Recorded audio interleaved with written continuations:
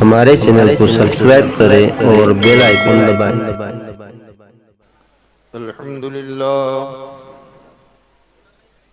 अल्हम्दुलिल्लाह नहमदुहु व नस्तईनुहु व नस्तगफिरुहु व नु'मिनु बिही व नतवक्कलु अलैहि व नऊज़ु बिल्लाहि मिन शुरूरि अनफुसिना व मिन सय्यिआति अअमालिना। मन यहदिहिल्लाहु फला मुदिल्ल लहु व मन युद्लिलहु फला हादिय लहु। व नशहदु अन ला इलाहा इल्लल्लाहु ला शरीक लहु व नशहदु अन्न सय्यिदना व मौलाना व मलजाना व मअवाना मुहम्मदन अब्दुहु व रसूलुहु। अम्मा बअदु फ़अऊज़ु बिल्लाहि मिनश शैतानिर रजीम। बिस्मिल्लाहिर रहमानिर रहीम। कुल्लु नफ्सिन ज़ाइक़तुल मौत। इन्नमा तुवफ़्फ़ौना उजूरकुम यौमल क़ियामह। फमन ज़ुहज़िहा अनिन नार व उदखिलल जन्नत फ़क़द फ़ाज़ वमल हयातुद दुनिया इल्ला मताउल गुरूर। सदक़ल्लाहु मौलानाल अलीयुल अज़ीम व बल्लगना रसूलुहुन नबियुल अमीनुल मतीनुल करीम।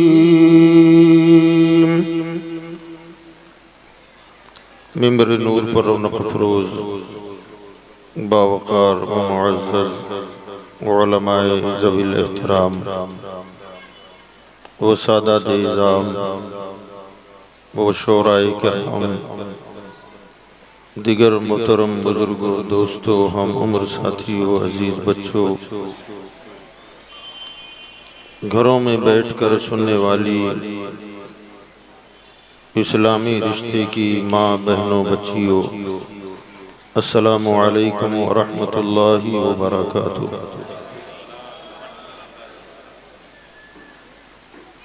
आइए हम और आप मिलकर आक़ाए नामदार मदनी ताजदार अनीस बेकसां साज़े दर्दमंदा सय्याह इला मकां जनाब अहमद मुज्तबा व मुहम्मद मुस्तफ़ा सल्लल्लाहु अलैहि वसल्लम की बारगाह बेकस पनाह में अपनी ग़ुलामी का सबूत देते हुए पूरा मजमा मिलकर बुलंद आवाज़ से दुरूद शरीफ का नजराना पेश करे। अल्लाहुम्मा सल्लि अला सय्यिदना व नबियना व मौलाना मुहम्मद व अला आलिहि व अस्हाबिहि व बारिक व सल्लिम सलातुम व सलामन अलैका या रसूलल्लाह सल्लल्लाहु तआला अलैहि वसल्लम। हज़रत गिरामी काबिल मुबारकबाद है जनाब मंजूर भाई, जिन्होंने अपने मरहूम साहबजादे की बरसी के मौके पर मरहूम साहबजादा शमसुल कमर रज़वी, इनकी बरसी के मौके पर आप तमामी हजरात को भी दावत दी, मुझ फ़कीर को भी दावत दी और जुमला उलमाए ज़वील एहतराम व सादात इज़ाम को इन्होंने मदऊ किया अच्छी बात है, मगर कमाल ये हुआ कि जिन जिन को दावत दी वो सब आ गए। उमूमन ये आते नहीं हैं, इश्तिहार में इनके नाम लिखे रहते हैं मगर इनको ढूंढते रह जाइए, वो स्टेजों पर नजर नहीं आते। ये आपकी मोहब्बत है कि ये उलमाए ज़वील एहतराम यहाँ तशरीफ़ लाए, मुफ्तियान किराम तशरीफ़ लाए, सादात इज़ाम भी तशरीफ़ लाए हैं। और यकीनन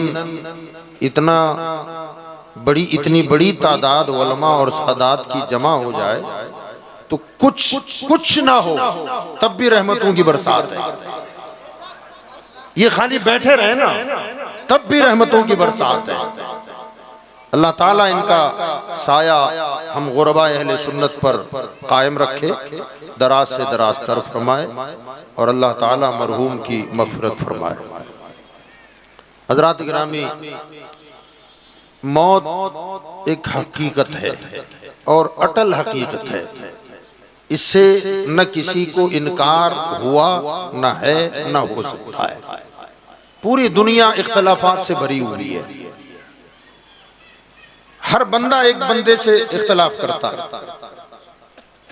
ख्यालात का इख्तलाफ, फिक्र का इख्तलाफ, अकीदे का इख्तलाफ, नजरिए का इख्तलाफ, हत्ता कि अल्लाह को मानने न मानने का इख्तलाफ, रसूल को मानने न मानने का इख्तलाफ, फिर जिन्होंने रसूल को माना उनमें इख्तलाफ कि उन्हें कैसे माना जाए, आया अपनी तरह समझा जाए या सबसे आला व औला हमारा नबी समझा जाए, इसमें इख्तलाफ।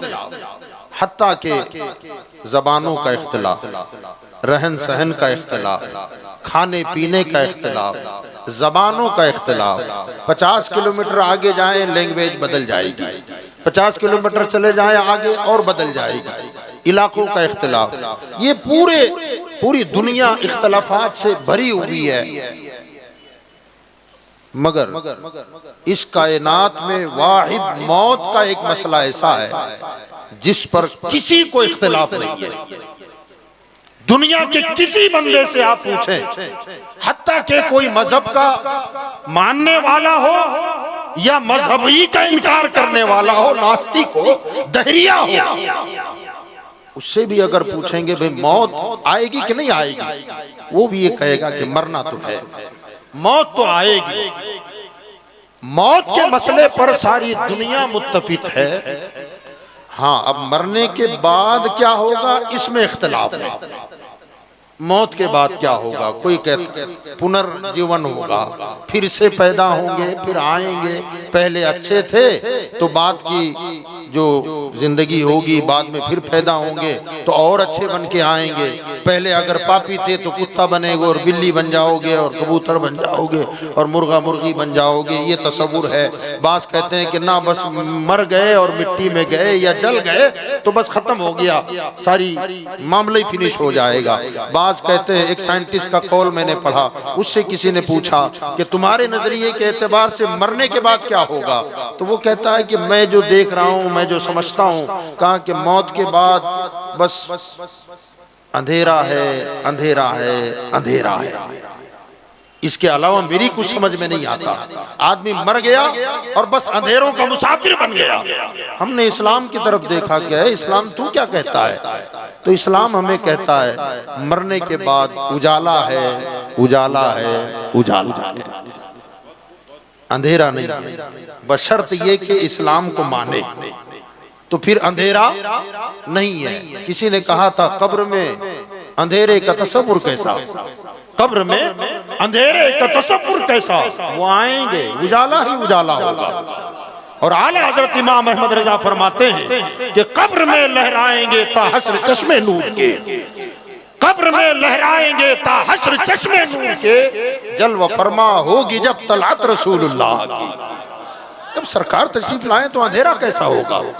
हाँ, तो हजरत गिरामी, बहरहाल मौत सबको आनी है, मौत अटल हकीकत है, मौत से किसी को ना इनकार था, ना है, ना हो सकता है। हर नफ्स को, हर जान को मौत चखनी है और मौत हकीकत है, कोई इससे न बचा है न बच सकता है।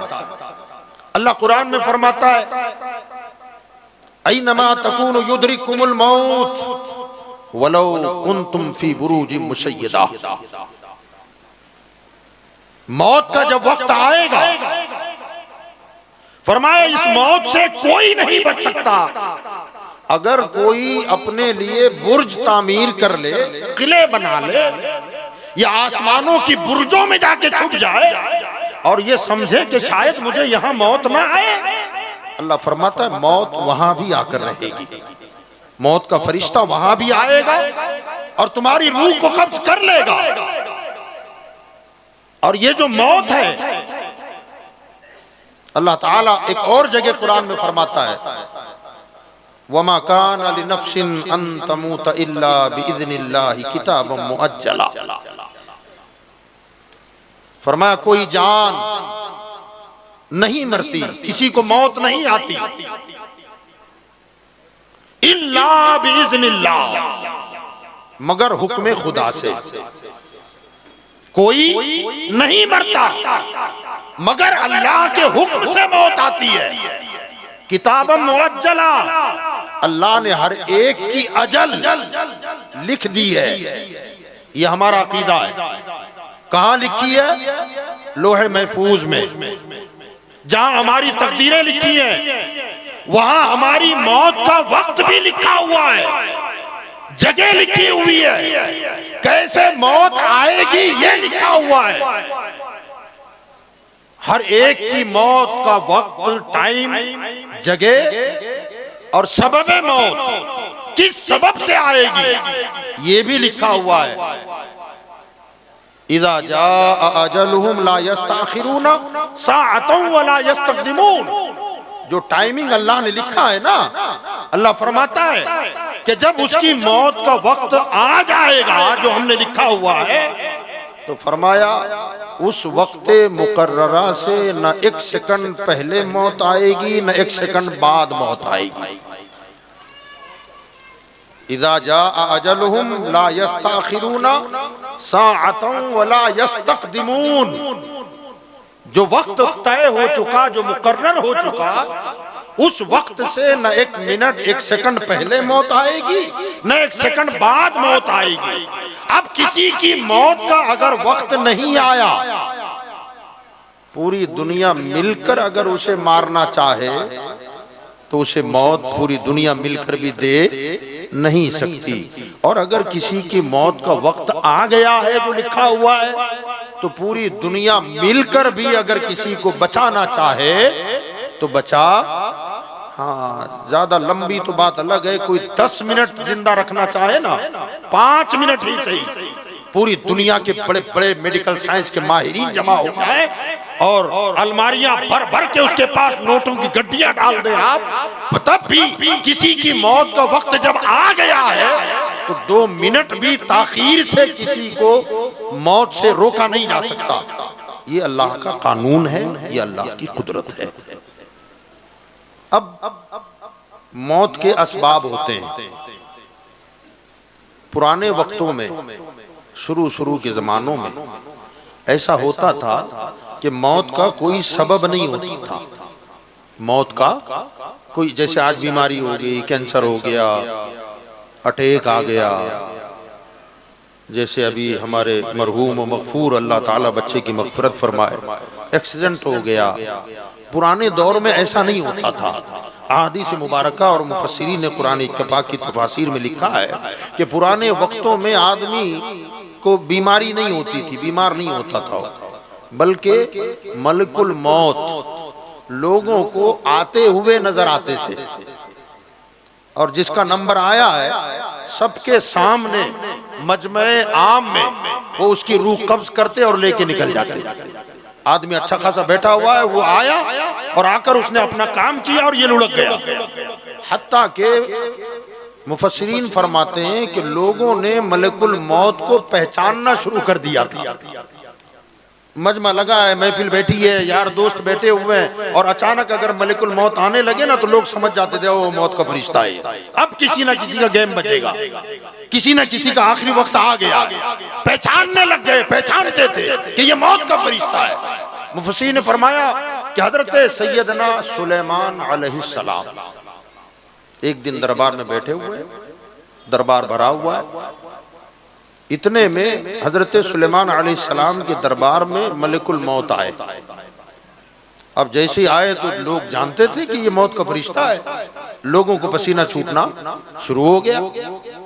उसी मजमे में, उसी महफिल में एक बंदा था बैठा हुआ, वो मलिकुल मौत, मौत के फरिश्ते आए, हजरत सुलेमान अलैहिस्सलाम से कुछ गुफ्तगू करने लगे, मगर गुफ्तगू के दरमियान मुकम्मल एक ही शख्स पर उनकी तवज्जो मरकूज थी, उसी को देखे जा रहे हैं। अब ये सोच रहा है कि यार ये मुझे क्यों देख रहा है। अब वो बेचारा परेशान हो गया, दिल की धड़कन तेज हो गई। अब ये गुफ्तगू करके अल्लाह के पैगंबर के पास से चले गए। जब गए वो दौड़ता हुआ आया, कहा हुजूर अल्लाह के पैगंबर, अभी जो बंदा आके गया ये मौत का फरिश्ता है ना?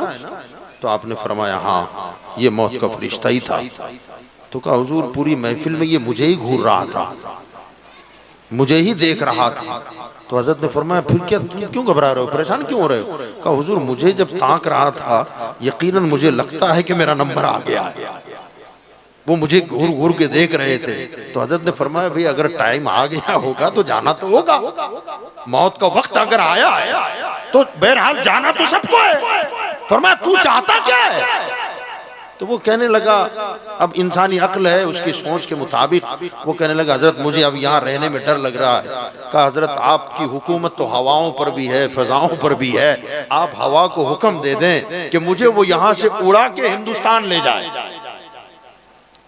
तफासिर में हिंदुस्तान का नाम है, का हिंदुस्तान मुझे ले जाए।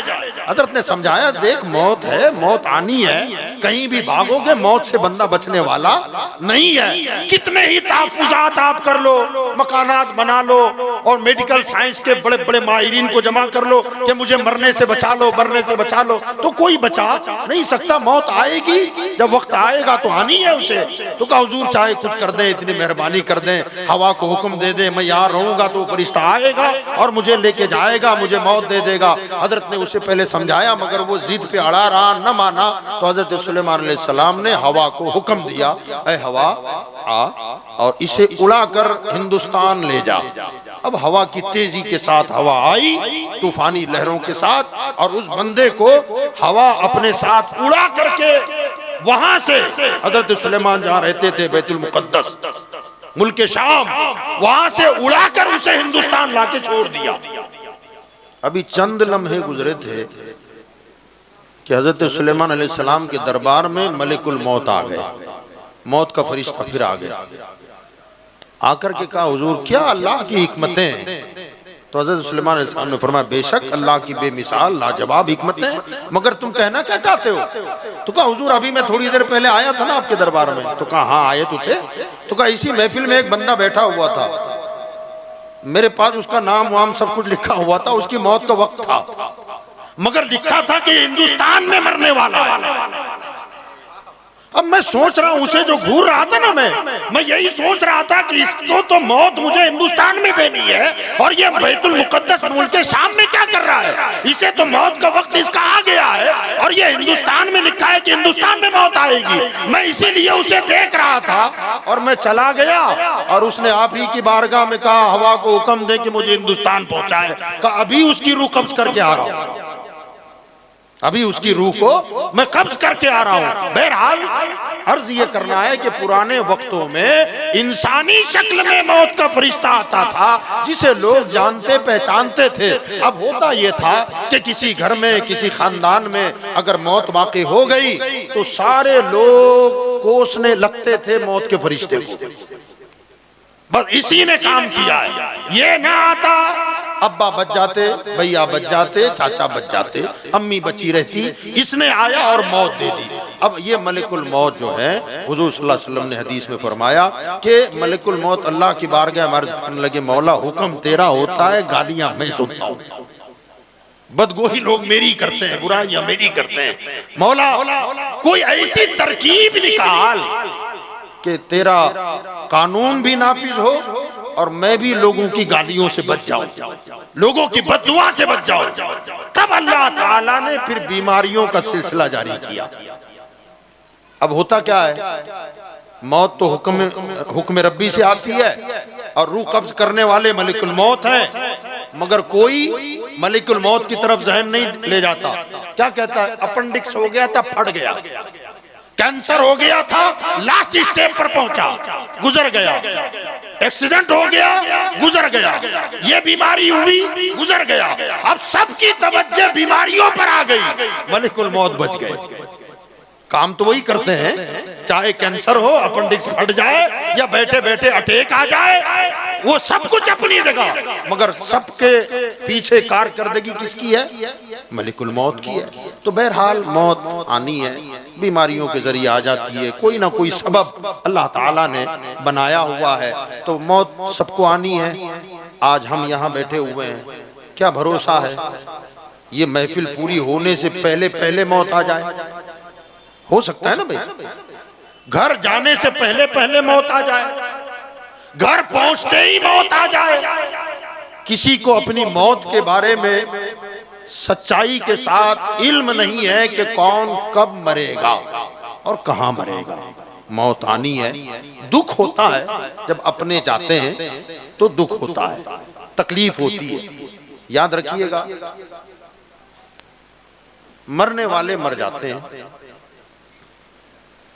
उनकी मौत पर रोने वाले रोते भी हैं, मगर यकीन जाने कि हकीकतन हम जिसकी मौत पे रोते हैं ना, क्या वाकई हम मरने वाले पर रोते हैं या अपने आप पर रोते हैं? ये बात काबिल तवज्जो है। मैं समझता हूं कि आज की महफिल में अगर कोई इस्लाही बात किसी के जहन और दिमाग में उतर जाए और वो बंदा अगर उस इस्लाही बात पर अमल कर ले, तो यकीन जाने जब तक वो अमल करता रहेगा, अल्लाह ताला मरहूम शमसुल कमर को उसका सवाब अता फरमाता रहेगा, है ना, उसकी कब्र में उसका सवाब अज्र मिलता रहेगा। तो मैं बता ये रहा था कि मरने वाले मरते हैं। होता क्या है, बीवी रो रही है, बच्चे रो रहे हैं, बूढ़े माँ बाप रो रहे हैं, जवान बेटा चला गया।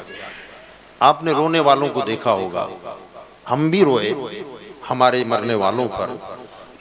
लोग कहते हैं कि उसकी मौत पर फला बहुत रोया, अब्बा की मौत पर बेटा बहुत रोया, बेटे की मौत पर बाबा बहुत रोया, उसकी बीवी बड़ी रो रही थी, उसके बच्चे बहुत रो रहे थे। मगर मैं कहता हूं मरने वाले पर कोई नहीं रोता। क्यों? होता क्या है, आप देखेंगे बीवी रो रही है, बच्चे रो रहे हैं, अल्फाज क्या होते हैं उनके, आप चले गए हमारा क्या होगा, ये छोटे छोटे बच्चों का क्या होगा, बूढ़े माँ बाप का क्या होगा। किस पर रो रहे हैं लोग? बच्चों का क्या बनेगा? बीवी कहती है अब मेरा क्या, मुझे किसके सहारे छोड़ गए। बूढ़े माँ बाप कहते हैं हम जाते तो बेहतर था, अब हमारा बुढ़ापे में सहारा कौन? तो कौन किस पर रो रहा है? आज तक मैंने नहीं किसी को रोते इस बात पर देखा कि कोई बाप ये कह रहा हो कि मेरा जवान बेटा गया, बेटे तुझे बगैर बिस्तर के नींद नहीं आती थी, अब कब्र में तू तेरा क्या बनेगा, कब्र के सवालों के जवाबात का क्या बनेगा। वो डरावनी सूरतें लेकर फरिश्ते आएंगे, उनके जवाब कैसे देगा? वो डरावनी शक्लों का तू मुकाबला कैसे करेगा? उनका मुशाहिदा कैसे कर पाएगा? धूप अंधेरे में तू कैसे रहेगा? ना वहां बिस्तर है, न तकिया है, न लाइट है, न पंखा है, न खिड़की है, न दरवाजा है, वहां क्या बनेगा? इसने जिंदगी में जो अमाल किए, अब इसके हर हर अमल के बारे में पूछा जाएगा, अब इसका क्या बनेगा, आखिरत की मंजिलें कैसे पार करेगा। ये बोल के सोच के कोई रोता है? कोई नहीं रोता। हम नहीं रोए तो हम पर कौन रोएगा? तो याद रखिएगा उसकी तैयारी हमको करनी है।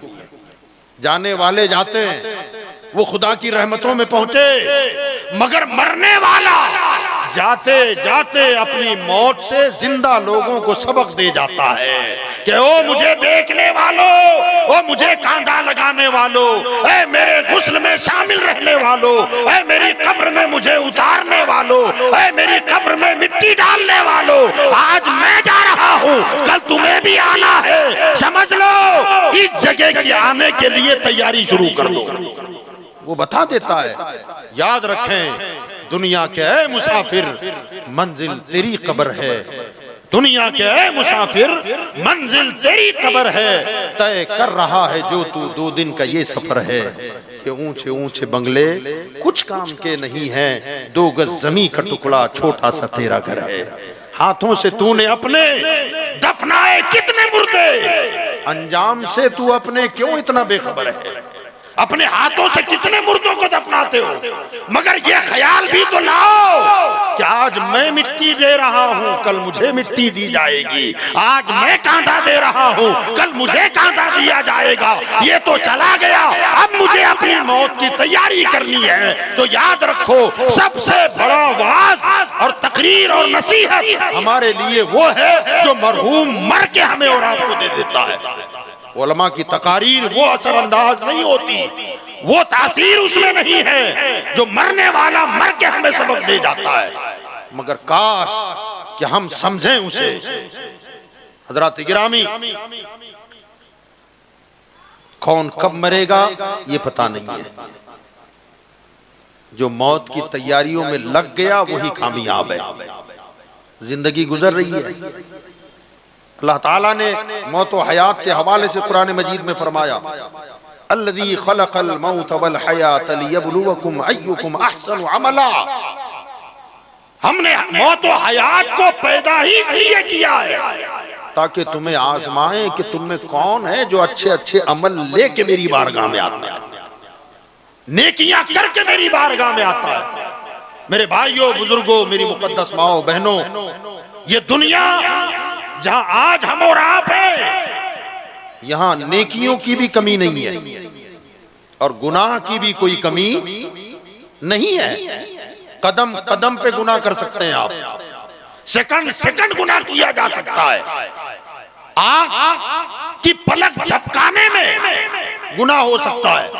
और नेकियों का भी यही हाल है, कदम कदम नेकी कमाओ, लम्हा लम्हा नेकी कमाओ। और अल्लाह ने हमें और आपको मजबूरे महज नहीं बनाया कि अगर ताश का पत्ता हाथ में पकड़ेगा तो फालिज मार देगा, ऐसा होता है।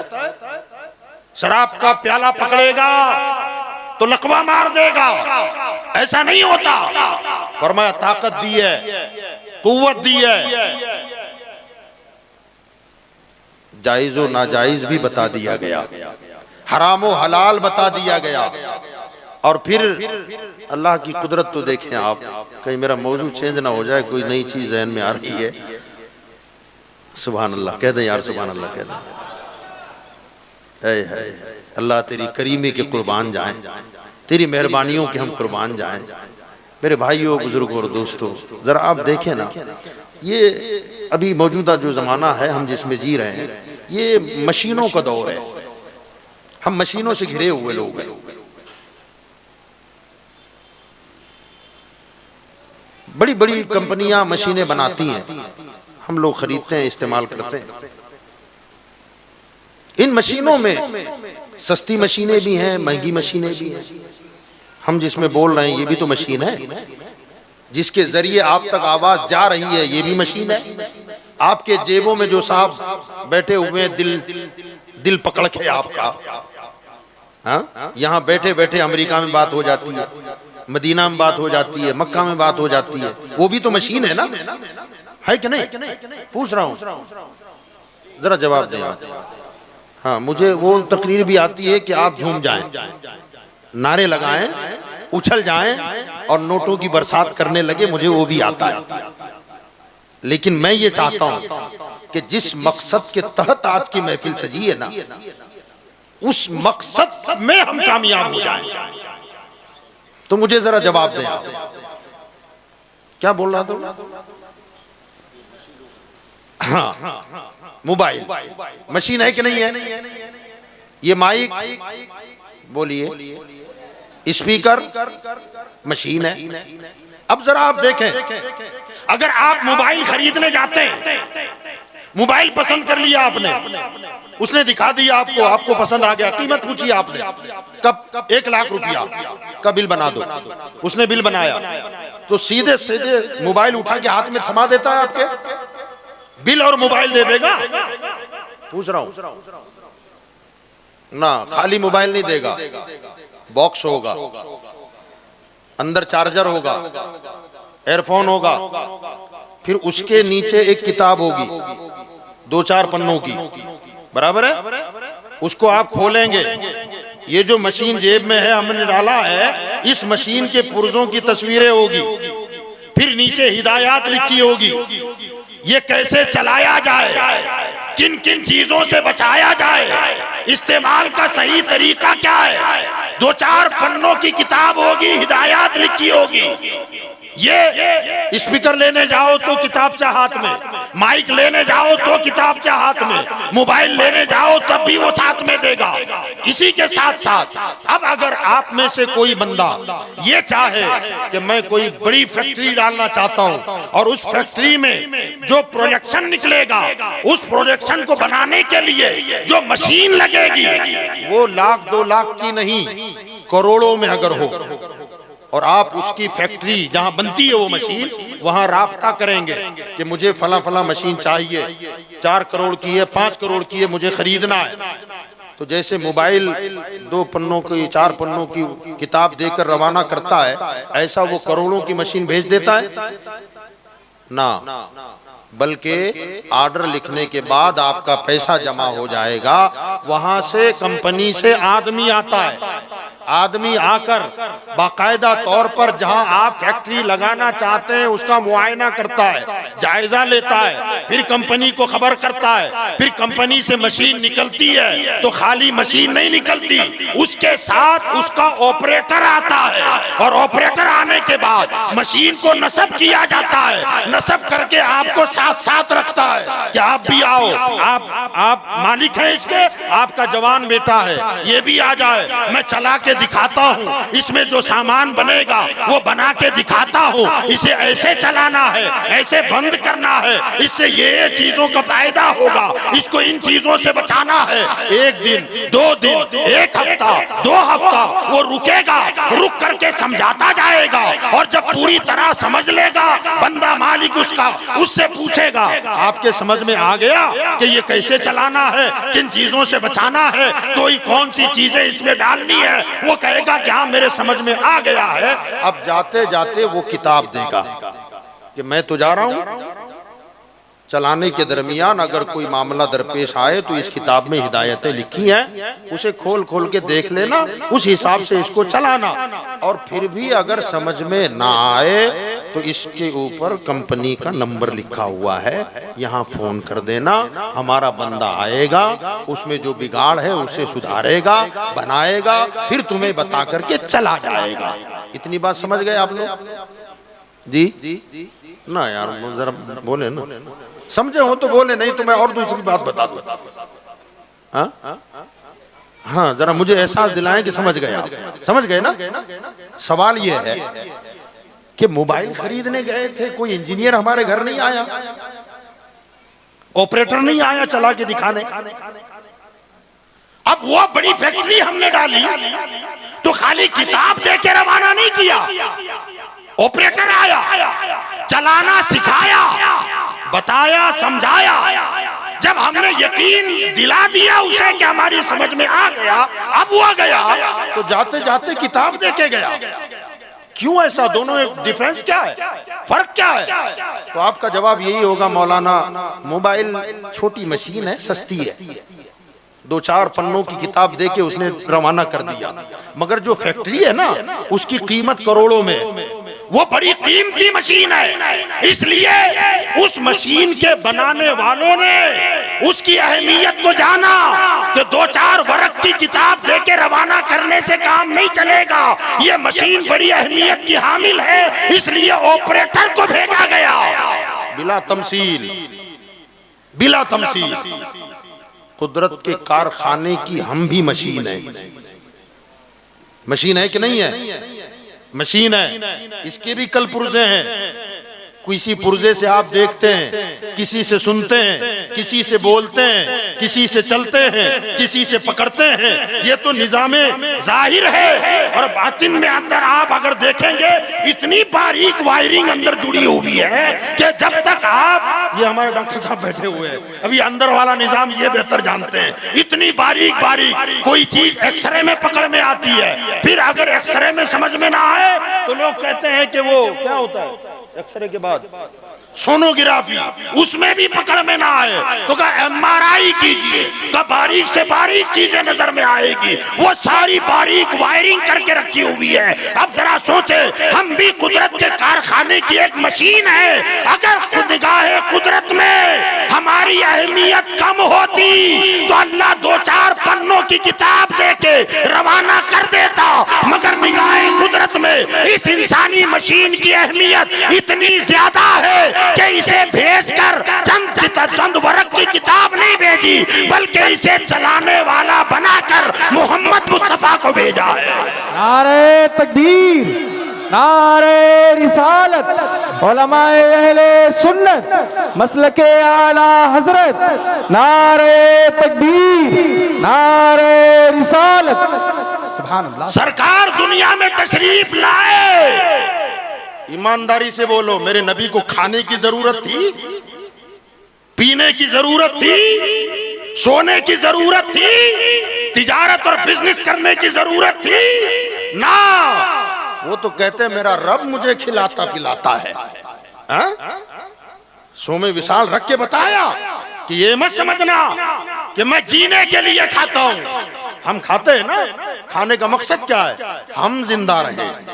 मेरे नबी ने भी खाया, मगर इसलिए नहीं खाया कि मैं जिंदा रहूं। फरमाया खाता इसलिए हूं कि खाना जिंदा रहे,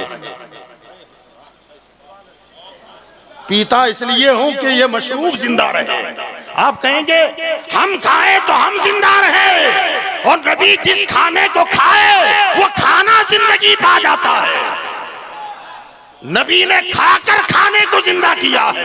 आप कहेंगे नबी ने खाने को जिंदा कैसे किया? तो मैं कहता हूं प्यारे, जिस खाने को या तो आका ने खाया है या पसंद किया है, वही तो हलाल है। जिंदा हो गया कि नहीं हुआ? और जिसे नापसंद कर दिया वही तो हराम है। वो खाना मर गया जिसे नबी ने पसंद नहीं किया है, वो मशरूब मर गया जिसे नबी ने पसंद न किया हो। और जिस खाने को मेरे नबी ने खा लिया वो खाना जिंदगी पा गया। जिस मशरूब को आका ने नोश कर लिया वो मशरूब जिंदगी पा गया है। मेरे भाइयों, मेरे आका को निकाह की जरूरत नहीं थी,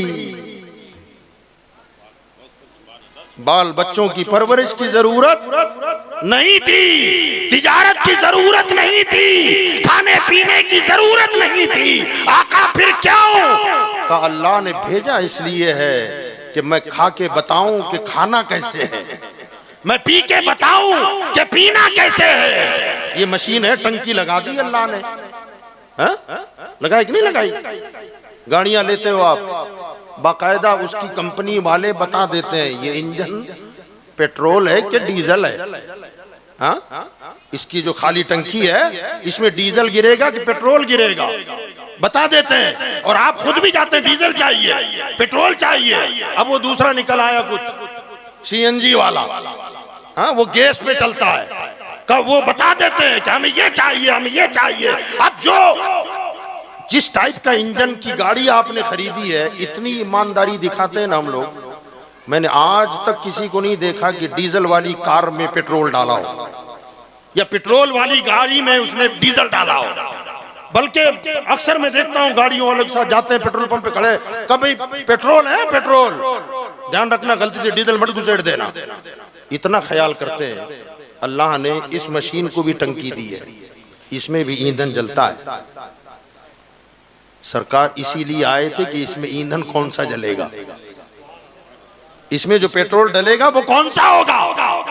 अल्लाह के नबी सल्लल्लाहु अलैहि वसल्लम यही बताने आए थे कि मैं तुम्हें खा के बताता हूँ कि क्या खाना है और कैसे खाना है, क्या पीना है और कैसे पीना है ये बताने के लिए आए। गोया सरकार ने खा के बताया, पी के बताया, जिंदगी जी के बताया, सो के दिखाया, जाग के दिखाया, तिजारत करके दिखाया, शादी करके दिखाया, बच्चों की परवरिश करके दिखाया, नाती नवासों की परवान चढ़ा के दिखाया, ये सब कुछ दिखाया। और कितने साल दिखाया?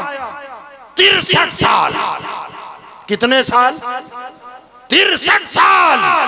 और फिर उसके बाद पूछा होगा, अबू बकर समझ गए ना इस मशीन को कैसे चलाना है?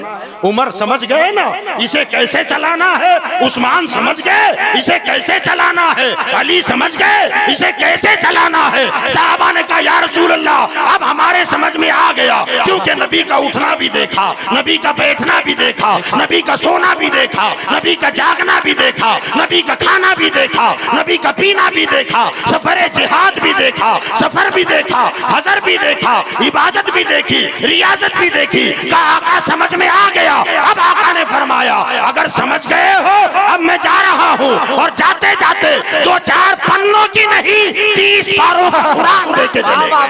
सुभान अल्लाह, सुभान अल्लाह, सुभान। 30 पारों का कुरान देके गए और फरमाया मैं जा रहा हूँ, अगर जिंदगी की गाड़ी कहीं अटके, कहीं रुके, इसे खोल लेना, इसे खोल लेना। इसमें जिंदगी जीने का ढंग है, इसमें सलीका है। और फिर भी समझ में ना आए तो फिर हदीसों का जखीरा देके जा रहा हूँ। कुरान को समझ में ना आए तो हदीसों को पढ़ा करो। आका अगर हदीस भी समझ में ना आए तो कंपनी वालों ने नंबर दिया था क्या डायल कर देना, हमारा बंदा आके बता देगा। का फिक्र न करो, मैं जा रहा हूँ, कुरान भी दे रहा हूँ, हदीस भी दे रहा हूँ। और फिर भी समझ में ना आए तो मेरी उम्मत के उलमा होंगे जो आके तुम्हें बता के जाएंगे। नारे तकबीर, नारे रिसालत, उलमाए अहले सुन्नत, मसलके आला हजरत, नारे तकबीर, नारे रिसालत। तो ये दीन के इंजीनियर हैं, ये उलमा जो है ये इंजीनियर। अच्छा एक बात और है, गाड़ी खराब हो जाए तो मैकेनिक के पास जाते हो यार, और रास्ते में बंद हो जाती है, कीके मार मार के थक जाता हूँ, पैर दुखने लग जाते हैं, जरा कुछ देखो ना इसको क्या है। ईमानदारी से बोलो, कोई मैकेनिक बोसे लेके सुधारता है गाड़ी है?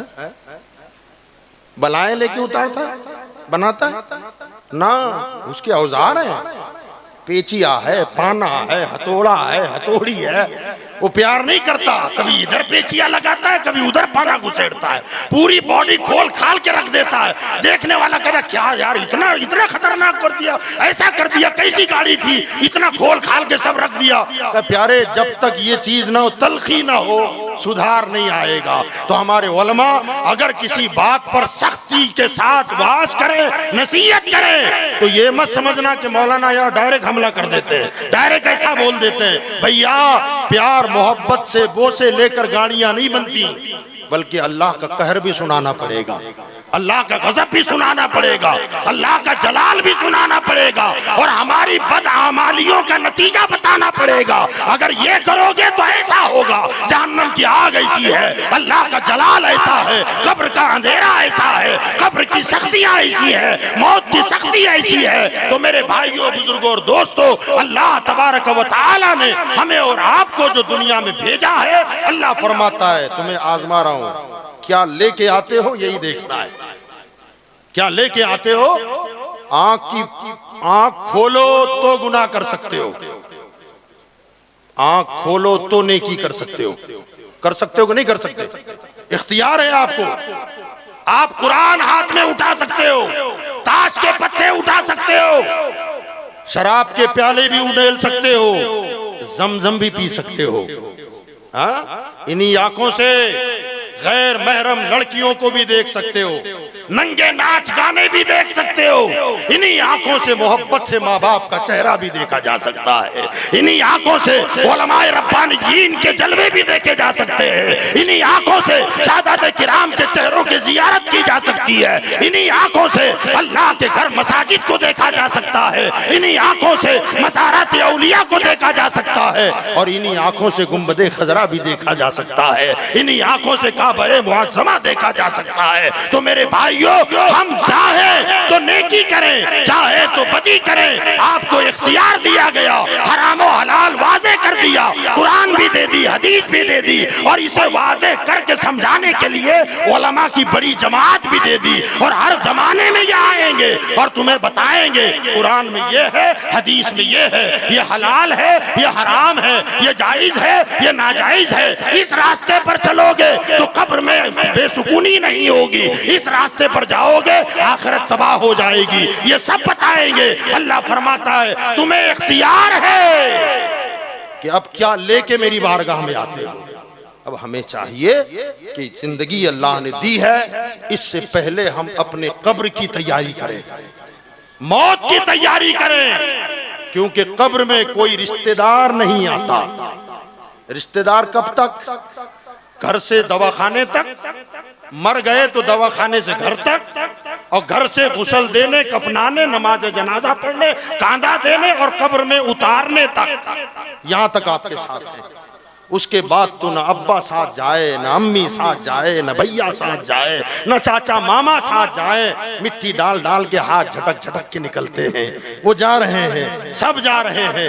हजरात, हदीस पाक में आया कि मैयत को दफना कर जब लोग निकलते हैं तो वापस जाने वालों के जूतों की आहट भी कब्र में मैयत सुनती है कि जा रहे हैं। अब मिट्टी डालने वालों को भी उसे पता होता है, अब्बा मिट्टी डाल रहे हैं, चाचा मिट्टी डाल रहे हैं, मामा मिट्टी डाल रहे हैं, और मिट्टी डालकर वापस निकल रहे हैं। जाहिर बात है मरने वाला सोचता होगा, अब्बा इतनी मोहब्बत करते थे, मैं रात को देर से आता था तो तुम सोते नहीं थे, बार बार दरवाजे के बाहर निकलते थे, इधर देखते उधर देखते, मेरी अम्मी जागती रहती थी, आज मुझे तन्हा छोड़ गए, मिट्टी में दफना दिया, वापस जा रहे हो, मुझे मेरा सहारा कौन बनेगा? यार दोस्त भी छोड़ गए, चाचा मामा छोड़ गए, रिश्तेदार छोड़ गए, कोई अपना पुरसाने हाथ कब्र के अंदर नहीं होगा। मेरे भाइयों, मैयत पुकार रही होगी, ओ मेरे रिश्तेदारों, मुझे किसके हवाले करके जा रहे हो?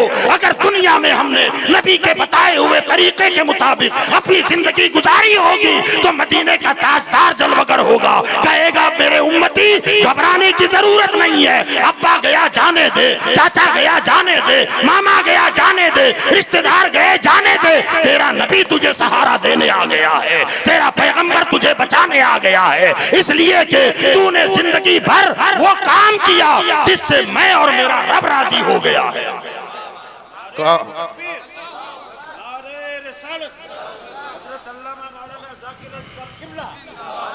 काम वो ले लीजिए तुमको जो राजी करे, काम वो ले लीजिए तुमको जो राजी करे, ठीक हो नामे रजा तुम पे करोड़ों दुरूद। मेरे भाइयों, हम दुनिया के दोस्तों को राजी करने के लिए गुनाह करते हैं। कोई शादी ब्याह हो रही है और वहाँ नाच गाना हो रहा है, डीजे बज रहा है, लोग डांस कर रहे हैं, अगर आप अपने घर में बैठे हुए हैं तो आप कहते हैं मुझे जाना पड़ेगा, जाना पड़ेगा। यार हराम काम हो रहा है, अब जानता हूँ हराम है, नाजायज है, मगर क्या करें, ताल्लुकात बहुत गहरे हैं ना, न जाए तो नाराज हो जाएगा, वो शिकायत करेगा।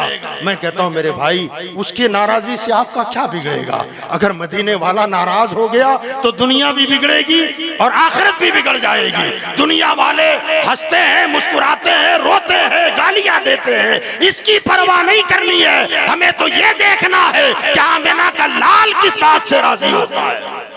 अगर वो राजी हो गए तो फिर हमारा रब राजी हो गया और खुदा रसूल राजी हो गए तो दुनिया भी संवर गई, आखिरत भी संवर जाएगी। मेरे भाइयों, और याद रखिएगा, ये दुनिया में कितने साल रहना है? ये बच्चे का जो इंतकाल हुआ, बल्कि शहादत वाली मौत बच्चे को मिली है, उनके माँ बाप से भी मैं गुजारिश करूंगा कि ज्यादा उदास और गमगीन होने की जरूरत नहीं है। गम तो लगता है, वो अपनी जगह है, लेकिन आपके बच्चे की जो मौत वाकई हुई, जैसा कि मुझे बताया हमारे हजरत मौलाना कारी साहब ने, कारी अब्दुल रहीम साहब ने, कि एक्सीडेंट के जरिए से अचानक हादसा हुआ है, और उस हादसे में, ऐसे हादसे में कोई मोमिन इंतकाल कर जाता है, अल्लाह ताला उसे शहादत की मौत अता फरमाता है, उसे दर्जा शहादत का अता फरमाता है। तो आपका बेटा तो शहीद हुआ है, हाँ, अच्छा, उसे तो दर्जा मिला। सुभान अल्लाह, कहते हैं यार सुभान अल्लाह। मौलाना रूम रहमतुल्लाह अलैह ने मसनवी में एक हिकायत नकल फरमाई है। अल्लाह ताला की हिकमतें होती हैं। रहमत हक बहानमी जोयत, बहानमी जोयत, अल्लाह की रहमत बहाना ढूंढती है, कीमत नहीं देखती। कहते एक खातून थी, अल्लाह तबारक व तआला ने उस खातून को तकरीबन 20 बेटे अता फरमाए। कितने? 20 बेटे। अब जाहिर बात है किसी को 20 बेटे हो फख्र की बात है, मगर हर बच्चा 20वें साल में कदम रखता और मौत वाक़ई होती। बड़ा बच्चा 20 का हुआ, इंतकाल हो गया। उसके बाद वाला बच्चा 20 को पहुंचा और इंतकाल हो गया। 20 बेटे 20वें साल में कदम रखते और मौत आ जाती। और हर बच्चे की मौत पर वो खातून सब्र करती। मौला तेरी अमानत थी, तूने ले ली। आंसू बहते थे, रोती थी, मगर सब्र करती थी। कहते 19 बच्चों की मौत तक वो सब्र करती रही। जब 20वां बेटा 20 साल की उम्र में कदम रखते ही मौत वाकई हुई तो सब्र का दामन छूट गया, पैमाना छलक गया। अब रो पड़ी कि मौला अब ये क्या है। 19 गए, मैं राजी बरजा रही। आखिरी था वो भी गया और अब तो औलाद की उम्मीद भी नहीं है। अब खूब रोई, सब्र का पैमाना लबरेज हो चुका था। मगर रात को जब सोई ना, मौलाना रूम रहमतुल्लाह अलैह फरमाते हैं, रात को जब सोई तो क्या देखा ख्वाब में कि महशर बपा है, मैदान महशर बपा है। और अचानक जन्नत का दरवाजा खुला और दरवाजा खुलते ही आवाज आई, ए फला बिनते फला, आ जाओ जन्नत में दाखिल हो जाओ। वो औरत कहती है वो नाम मेरा था और मैं दौड़ती हुई जन्नत में दाखिल हुई। जैसे ही जन्नत में दाखिल हुई तो एक आलीशान जन्नत का महल और उस महल के दरवाजे पर मेरा नाम लिखा हुआ है। जन्नत में दाखिल होने के बाद जो उसके दरवाजे पर दारोगा खड़ा हुआ था, पहरेदार था, उसने मुझे बुलाया, कहा ये महल तुम्हारा है। कहती मैं अंदर गई। जैसी अंदर दाखिल हुई तो कहते हैं बड़े बड़े आलीशान कमरे, जन्नत का महल है, आलीशान कमरे। अब मैं कमरों में दाखिल हो रही हूँ, ये कमरा देखा, वो कमरा देखा, वो कमरा देखा। एक और कमरे में दाखिल हुई तो मेरे 20 बेटे वहां बैठे हुए। और जब मैंने उनको देखा तो मेरा दिल ठंडा हो गया। कहा मेरे बच्चों, अल्लाह ने तुम्हें यह मकाम दिया है। कहा माँ बस मौत का झटका था, बाद में ठिकाना यही था। मौत आई और अल्लाह ने यहां पहुंचाया। फरमाते हैं मौलाना रूम रहमतुल्लाह अलैह कि उसने देखा कि मेरे 20 बेटे इसी कमरे में है।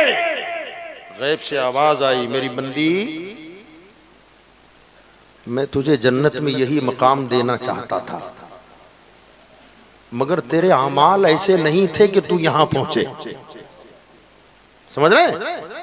तेरे पास नेकियों का इतना जखीरा नहीं हो सकता था कि तू जन्नत के इस आलीशान मकाम पे आए। अब मैंने तुझे देना तो ये था, मगर अमल कम थे, तो मैंने तुझे बच्चों की मौत से आजमाइश में डाला। तू सब्र करती गई और तेरे दर्जे में बुलंद करता चला गया, बुलंद करता चला गया। 20 बच्चों की मौत पर जो तूने सब्र किया है, उस सब्र का अंजाम और नतीजा ये है कि जन्नत में तुझे ये रुतबा दिया गया।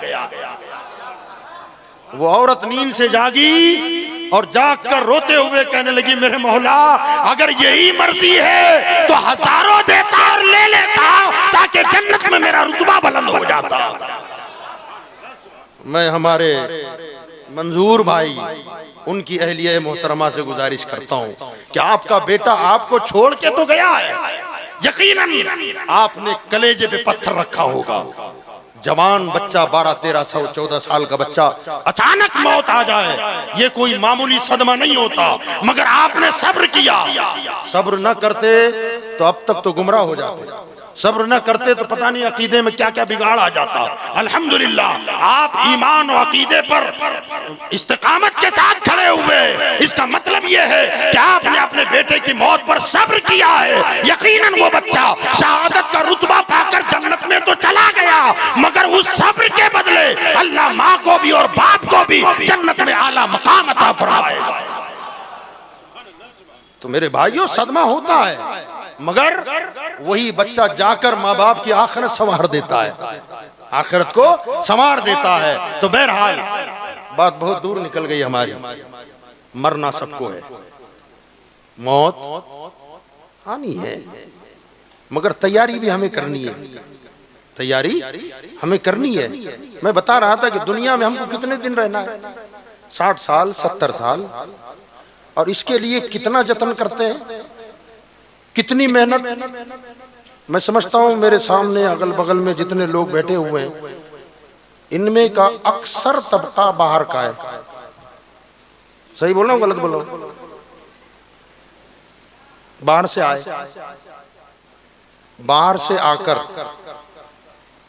कुछ कमाना चाहा तो शुरू शुरू में क्या हालत रही होगी वो सब आप अपना जानते हैं।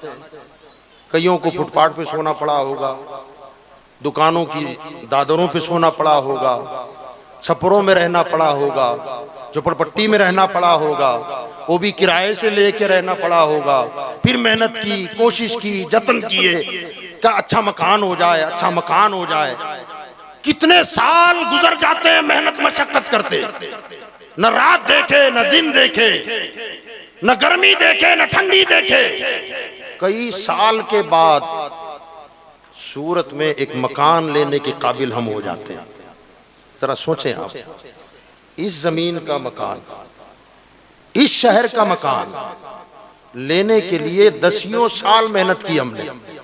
करते हैं कि नहीं? हाँ ना करते हैं ना। पसीना टपकाते हैं, रात नहीं देखते, दिन नहीं, ठंडी नहीं, गर्मी नहीं, बारिश है तो दौड़े जा रहे हैं, दौड़े जा रहे हैं, दौड़े जा। यार हर साल मकान बदलना पड़ता है, बहुत परेशानी हो जाती है। काश कि मेरा अपना हो जाए, मेरा अपना हो जाए। लाखों रुपया जमा करते करते करते आप कई साल के बाद इस जमीन पर मकान खरीदने के काबिल होते हैं। जरा सोचें आप, थोड़ा सा गौर करें कि जितनी मेहनत हमने सूरत में मकान बनाने के लिए की, क्या इतनी मेहनत हम जन्नत में जाने के लिए करते हैं? नहीं ना। ख्वाहिश सबको है कि जाना जन्नत में ही है, जाऊंगा तो जन्नत ही में जाऊंगा। कभी गौर किया कि यार सूरत की जमीन पर एक 10 बाई 10 के कमरे, 2 कमरों और एक बेडरूम, हॉल, 2 रूम किचन के लिए 10 साल कड़ी मेहनत मैंने की, इस मिट्टी वाली जमीन के मकान के मालिक बने। और जन्नत का महल चाहिए का कैसे का करना कुछ नहीं है, मिलना चाहिए। अरे यहाँ की जमीन का मकान बगैर मेहनत के न बना सके तो जन्नत का महल बगैर मेहनत के मिल जाएगा? कुछ तो करना पड़ेगा ना। जुमे जुमे से हो जाएगा काम क्या? हाँ? जुमे में जाते हैं, वो भी जब तक इमाम साहब मिंबर पे नहीं चढ़ जाते ना, ये शेर एंट्री नहीं करता है, बाहर इंतजार करता है, अभी खत्म होगा, अभी खत्म। ओ 5 मिनट ज्यादा बोल दिया आज इमाम साहब ने। हाँ, मिंबर पर चढ़ के जब तक अजान सानी शुरू ना हो ये शेर अंदर दाखिल नहीं होता। और दाखिल हो गया ना, इमाम साहब 2 रकात का सलाम फेर के पीछे मुड़ के तो देखे, अगर शेर नजर आए तो फिर बताना। हाँ? ऐसा लगता है जैसे शेर जब दाखिल हुआ तो शेर था, मगर जब 2 रकात का सलाम फिरा तो ऐसा लगा इमाम साहब ने चीते और शेर इसके पीछे छोड़ दिया है। ये सीधे बाहर निकलता। 80% मस्जिद खाली होती कि नहीं? हो रहा है ना। और जन्नत चाहिए, जन्नत का महल चाहिए। मेरे भाई, इस धरती का मकान आसानी से नहीं बनता, जन्नत का महल आसानी से मिल जाएगा। आला हजरत इमाम अहमद रजा फाजिल बरेलवी रहमतुल्लाह अलैह फरमाते हैं। उससे पहले मैं इसकी जरा वजाहत कर दूं कि हम जितनी मेहनत दुनिया के मकानों के लिए करते हैं ना, कि अपना हो जाए, मेरा हो जाए, मैं कहता हूं खुदा की कसम इतनी मेहनत आप जन्नत के लिए मत करो ना, और जरूरत भी नहीं है। जितनी मेहनत आप सूरत में अपना मकान बनाने के लिए कर रहे हो या कर चुके हो, उसका खाली 10वां हिस्सा जन्नत के लिए कर लो, अल्लाह जन्नत दे देगा। 10वां हिस्सा। अगर दुनिया के मकान के लिए 100% दौड़े आप, तो 100% इबादत मत करो। मतलब जितना काम आपने मार्केटों में किया है, इतनी मेहनत मस्जिदों में आके इबादत में मत गुजारो। बस आला हज़रत क्या फरमाते हैं, वो तो निहायत सस्ता सौदा बेच रहे हैं जन्नत का, वो तो निहायत सस्ता सौदा बेच रहे हैं जन्नत का। हम मुफलिस क्या मोल चुकाएं, अपना हाथ ही खाली है। कितनी सस्ती कर दी जन्नत का, बस हराम से बच, हलाल वाला रास्ता इख्तियार कर, 5 वक्त की नमाज बाजमात अदा कर, मेरे नबी की सुन्नतों पर अमल कर, आराम से जन्नत में चला जा। पसीना टपकाने की जरूरत नहीं है। एसी है ना कम मस्जिदों में, एयर कंडीशन है, गालीचे बिछे हुए हैं, वजू का सारा इंतजाम है। जरा सी कोई तकलीफ होती है, मौलाना साहब हमारे हजरत के मस्जिद को देखें, आप जाते होंगे शायद, जाते हैं कि नहीं जाते? तैयबा मस्जिद में जाते हैं, अशरफुल मसाजिद के इमाम साहब भी साबिक भी हैं और मौजूदा भी हैं माशाअल्लाह। तो जाहिर बात है गालीचे लगे हुए हैं, एयर कंडीशन मस्जिदें बनी हुई हैं, वहां ना कोई पसीना आएगा ना कोई थकन होगी। आराम से जाओ, नमाज पढ़ो, नमाज पढ़ के निकलो, फ्रेश भी रहोगे, दुनियावी एतबार से भी, दीनी एतबार से भी, जिस्मानी एतबार से भी, रूहानी एतबार से भी। हजरत गिरामी मैं बताना ये चाहता हूँ कि दुनिया में हमें 50-60 साल रहना है, 70 साल रहना है, 80 साल रहना है, उसके लिए कितनी मेहनत। 70 साल के बाद जिंदगी खत्म, मकान किसी और के हाथ में, दुकान किसी और के हाथ में, कारोबार किसी और के हाथ में, बैंक बैलेंस था, वो सब हिस्से बंटवारे बखरे होने लगे, बस अल्लाह ही अल्लाह है। तुम जाओ, बस मुश्किल से तुम्हारे जिस्म पर कफन होगा, इसके सिवा दूसरा। घड़ियाल भी उतर गई, अंगूठी उतर गई, वो चैन गले में डाला था जिसने कब्र में तुझे बेचैन करना है, वो चैन भी कोई खींच लेगा। सोना चांदी पहनकर जरूरत से ज्यादा सोना तूने, जो सोना तो मर्दों के लिए यूं ही हराम है, चांदी भी अगर उसकी वजन से ज्यादा तूने इस्तेमाल किया है तो याद रखें वो उतार लिया गया। हत्ता के मेरे जिस्म का कपड़ा भी सलामत नहीं रखा, ले लिया। जूता, चप्पल, टोपी, बनियान, चड्डी सब कुछ ले लिया। क्या गया, ये मेरा, ये मेरा, ये मेरा करता था, मगर अब अभी जनाजा जा ही रहा है तो इधर माइंड में कैसेट चल रही है, भैया को वो दे देंगे, ये इधर वाला जो बिल्कुल है ना चौराहे पे वो हम ले लेंगे, और बहनों को तो वो किनारे वाला दे देंगे तो राजी हो जाएगी, वो तो कोई मसला ही नहीं है। हाँ, अभी आप कब्र में पहुंचे नहीं है, इधर हिस्से बखरे होना शुरू हो जाते हैं। ये हाल हमारा होता है, खाके तैयार हो रहे हैं जी, खाके तैयार हो रहे हैं, अभी आप मिट्टी में दफन नहीं हुए और इधर मिट्टी में दफनाया गया। तो देखे ना आप, तीजा तो होने दे, फिर कैसे आस्तीनें चढ़ती हैं। अगर कोई राजी ना हो तो हम कहते थे मेरा है 60 साल 70 साल के लिए इतने जतन किए। याद रखिएगा ये जिंदगी खत्म होने वाली है। आखिरत वाली जो जिंदगी है ना, वो कितने सालों पर मुहित है, कितनी सदियां। फरमाते हैं गिनतियां खत्म हो जाए, आखिरत की जिंदगी खत्म नहीं होगी। बल्कि बुजुर्गों ने यहां तक फरमाया, तमसील दी उसे समझाने के लिए, समझे आप कि आखिरत की जिंदगी को अगर समझना है कि वो कितने साल तक की है, तो फरमाते हैं बुजुर्गों ने फरमाया, औलिया अल्लाह ने फरमाया कि ये जो पूरी दुनिया है, जमीन से लेकर आसमान, ये जो खला है, इस पूरी खला को राई के दानों से भर दिया जाए, पूरी जमीन को आसमान तक राई के दानों से अगर भर दिया जाए, और फिर उन राई के दानों पर एक परिंदा मुकर्रर किया जाए, और उस परिंदे को अगर अल्लाह ये हुक्म दे दे कि 1000 साल के बाद एक राई का दाना तुझे चूगना है, कितने साल लगेंगे, कोई अंदाजा है? 1000 साल के बाद एक राई का दाना खाना है तुझे, एक परिंदे को हुक्म दे दे। उलमा फरमाते हैं, सूफिया फरमाते हैं, वो राई के दाने एक ना एक दिन खत्म हो जाएंगे, मगर आखिरत की जिंदगी खत्म नहीं होगी।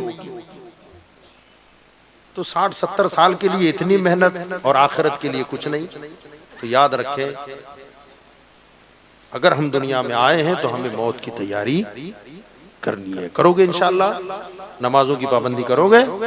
बुलंद आवाज से बोलें, झूठ से, गीबत से, बुराई से अपने आप को बचाएं, अपनी जिंदगी को इस्लामी जिंदगी बनाएं, अपने घर को इस्लामी घर बनाएं। और हमारा एक मिजाज भी हो गया है, कोई आमिल साहब दे दे ना कोई तावीज हुरूफ मुक़त्तियात का, अलिफ लाम रा अलिफ लाम मीम, वो आते हैं कार्ड सबके आते हैं, उस पर लिखा होता है सुबह इसको नजर भर के देखो, गले में रखो। हाँ, गले में रखोगे तो पैसा कभी कम नहीं होगा, देखोगे तो जादू टोना जिन्नात भूत से तुम्हारी हिफाजत होगी। मैं इनकार नहीं करता हूँ, अल्लाह का कलाम है यकीनन। और सुबह पाबंदी के साथ दुकान खोलेगा और दुकान खोल के कुर्सी उर्सी साफ सुफ करके बैठेगा, छट से गल्ला खोलेगा, उठा करके देगा। बिस्मिल्लाह। है ऐसा? हाँ या ना? बरकत है, इनकार नहीं है, मगर कभी सोचो ना, खाली हुरूफ मुक़त्तियात की जब ये बरकत है तो रोजाना दुकान में कुरान पढ़ो तो कितनी बरकत होगी। हाँ, रोजाना घर में कुरान फजर पढ़ के अगर आप तिलावत करो तो बरकत होगी कि नहीं होगी? जब चंद हुरूफ से बरकत है, वो भी देखने में बरकत है, तो कुरान की तिलावत में कितनी बरकत होगी। तो मेरे भाइयों, इस पर हमें तवज्जो देने की जरूरत है। अल्लाह ताला हमारी दुनिया को भी बेहतर बनाए, हमारी आखिरत को भी बेहतर बनाए। अल्हम्दुलिल्लाह हमारा मजहब मजहब अहले सुन्नत है। हमारे यहाँ ईसाले सवाब चलता है। ये जो आज की महफिल है, ये मकसद क्या है इसका? ईसाले सवाब लिखा हुआ है, बराए ईसाले सवाब। वो कुछ और होंगे जो कहते हैं जाता नहीं, हम कहते हैं हमारा तो जाता भी है और आता भी है। अहले सुन्नत हमारा ये अकीदा है कि हमारा सवाब गौसे आजम को जाता है, और गौसे आजम नजर उठा दे तो हमारी बिगड़ियां बन भी जाती है, तो हमारा जाता भी है और वलियों के पास से हमारे लिए आता भी है। ये ईसाले सवाब क्या है? सुभान अल्लाह। बस आखिरी बात कह दें, सुभान अल्लाह। हुजूर सल्लल्लाहु अलैहि वसल्लम ने फरमाया, मेरी उम्मत के लोग गुनाहों में लथड़े हुए कब्रों में जाएंगे, गुनाहों में लथड़े होंगे, कब्रों में जाएंगे। कयामत आएगी, जब निकलेंगे तो एक भी गुनाह नहीं होगा। गुनाह में लथपथ था जब गया, कयामत में उठा, एक भी गुनाह नहीं। साहब ने कहा, रसूलुल्लाह गुनाह लेके गया था, गुनाह गए कहाँ? का उसके बाद वाले बरसी करते रहे, 6 महीनों का करते रहे, तीजा करी, 10वां किया, बरसी करते रहे, साल भर में इसाले सवाब करते रहे। फरमा ये सवाब जाते जाते अल्लाह इसके नेकियों को बढ़ाता गया, गुनाह उसके मिटाता चला गया। फरमाया मिटाता गुनाह मिटते मिटते जीरो हो गए और नेकियों का अंबार हो गया। यहाँ से उठते ही अल्लाह फरमाएगा जा जन्नत में चला जा, तेरे अब्बा ने ये भेजा था, तेरे चाचा ने ये भेजा था, तेरे मामा ने ये भेजा था। इसलिए मैं कहता हूँ याद रखो, मजहब अहले सुन्नत पर कायम रहो, मसलक आला हजरत पर साबित कदम रहो। इंशाअल्लाह हमारे तीजे भी होंगे, 10वें भी होंगे, बरसी भी होती रहेगी, इसाले सवाब पहुंचता रहेगा। अल्लाह ताला हम सबको मजहब अहले सुन्नत पर सिबात कदमी अता फरमाए। वाखिरु दावाना अनिल हम्दुलिल्लाहि रब्बिल आलमीन।